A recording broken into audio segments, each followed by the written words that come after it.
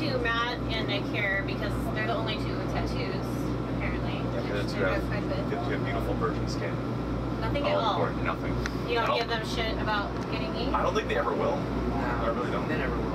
I don't think so. Are they just scared? They're just not those type of... They just don't have no interest in tattoos. I guess fortunately by accident for people who don't have tattoos, now they stand out. Yeah, like they're the weird ones. Yeah, exactly. I don't have any tattoos. Exactly. So band guys without tattoos stand out more than band guys with. Yeah, exactly. I agree. Alright, so you guys are still touring your album, Vengeance Falls, that came out last year. You guys have been on the road forever, it seems like. And now we're actually going to be releasing this article with you guys in July. And in July through August, you guys are just going on the Mayhem Festival, right? And then do you guys have any plans after that? Or are you going to take a break? We just finished UK, Europe, Australia, South Africa, came straight to this, which is a North American tour. It's like, I think 8 weeks long, and we go straight to Europe after a 3-day break, and then straight to North America again after a 3-day break, and then I believe a couple months off, and Japan, Australia, another US tour at the end. So you guys don't stop? Yeah, it's about 6 to 10 months a year that we're on tour.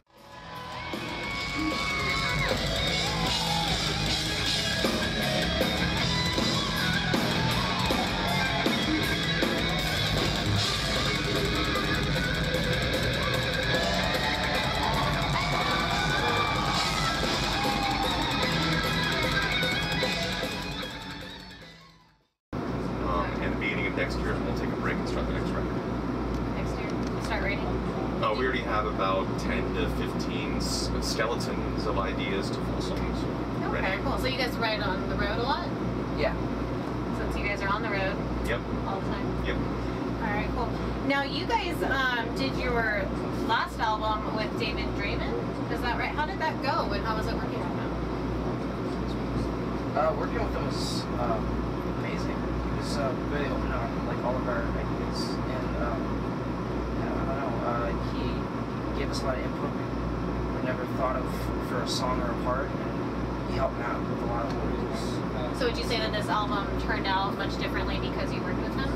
I think having someone with such an outside mind of what we were doing this time around, like who had different ideas that we'd never worked with, everything from the way of tracking, because typically with metal bands you recorded stripes, you record all the drums first, all the rhythm guitars, all the bass guitars, then the vocals, typically at the end with solos. The way David liked to do was finish a couple songs of drums, like about half the record of drums first, and then 1 or 2 songs of guitars and bass immediately with vocals.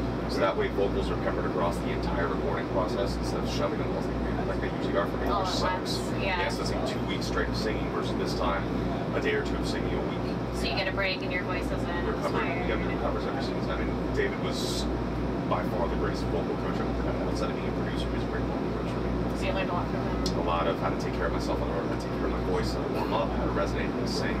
So I feel like I've really come into my own vocals thanks to David. Yeah, no, your bus is very like zen and peaceful and clean. Except for these bags, right? That's fine.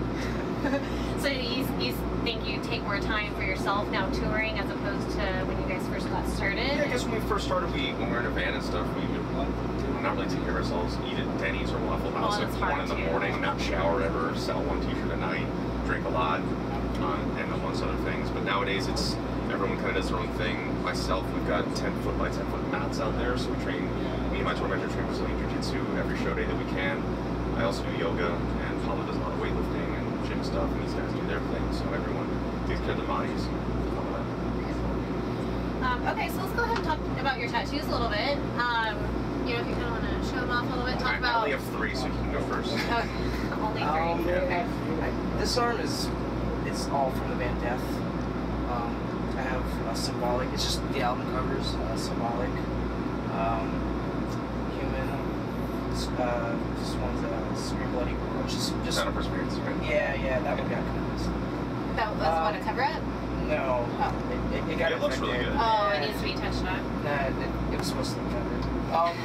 And where do you go to all one artist, or has it been different places? I've had 3 different artists do all of my tattoos. This is all the same guy. This is the same guy as this. This is just an original piece that he kind of made up. That's really cool. Yeah, and You should the best one. everyone likes this one. RoboCop. Okay. Oh yeah. Show the camera. Show everybody at home. And what's the name of the guy who did all that? John White did this. It's in South Florida. All all the tattoo artists that I've used are in South Florida. And this one, it's kind of hard to tell if you look at it closely, but here's the skull. Here's another piece by Derek Hess. He does like a lot of In Flames artwork and Converge and stuff like that. But that's pretty much it. I got a cover up right there. Some skulls over here. You got a cover up, so it was under there before. Over here, it was really dumb. It was a Mickey's. You ever heard of Mickey's beer? Beer? Yeah, beer. The beer. Okay. It was a brand of beer. It was a beer logo. It was just like, no, stupid. First tattoo? No, it wasn't. Oh, not even the. It wasn't first. It was just like a very spur of the moment. Like, okay, yeah, fuck it, I'm gonna get this. And I regret it. I know how it goes. Yeah. Any just your arms, legs? Yeah, nothing on my body. This everything you see is what I have. I don't have any torso. You don't have to strip for us. No, I won't. Okay. What about you? I have 3 tattoos. This is my first one. This was done by Brian Bruno when he was at Tattoo City in San Francisco. He's currently a tattoo artist in Virginia. He did from here to here.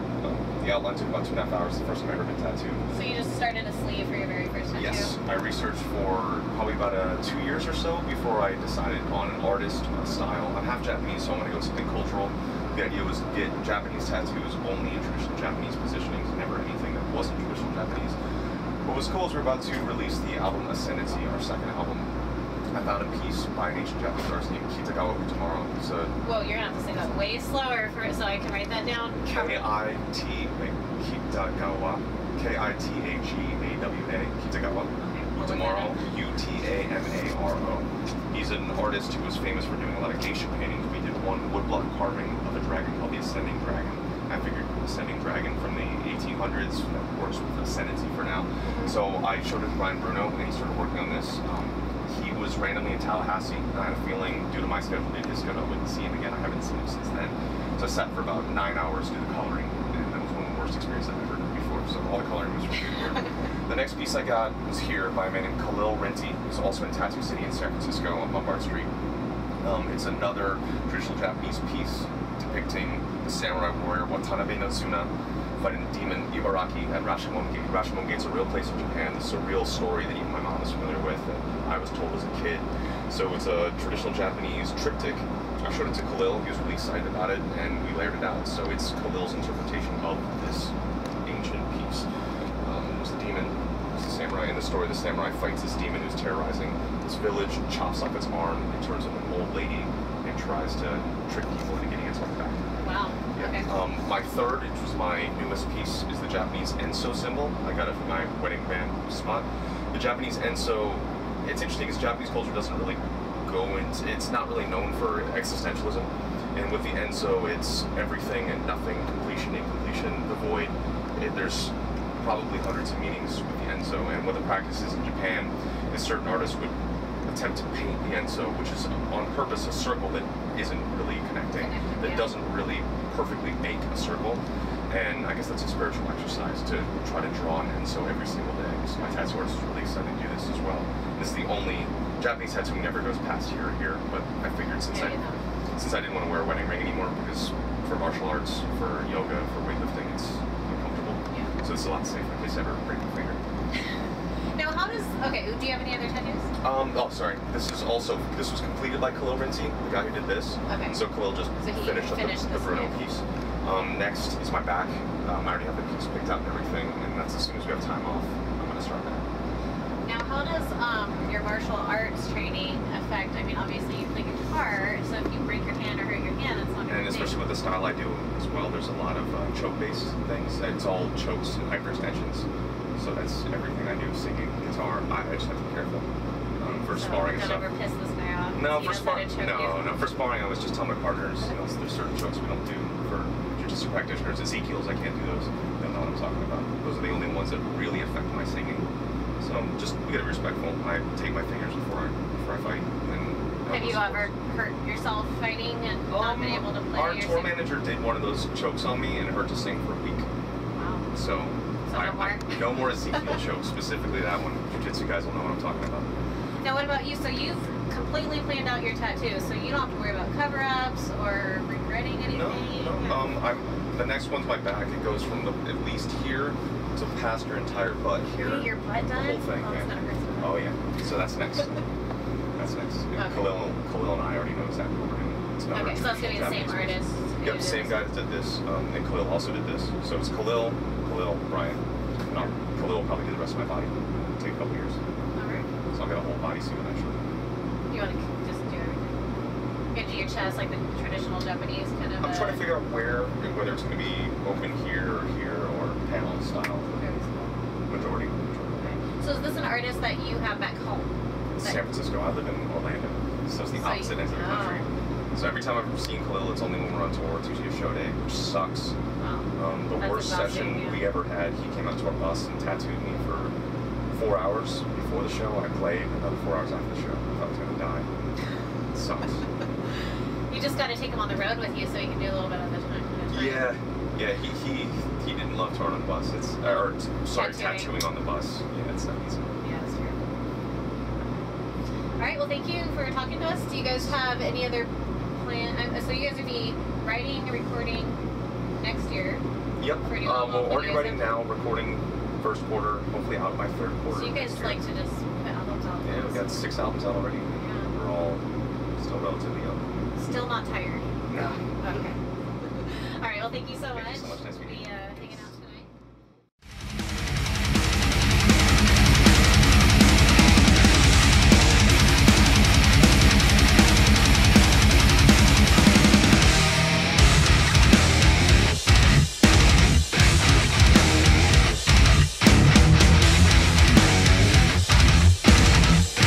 Okay. My shorts are short shorts are here. Just pan up a little bit. Don't be There as we go. That's all good. There we go. Okay. All right. Well, you do first.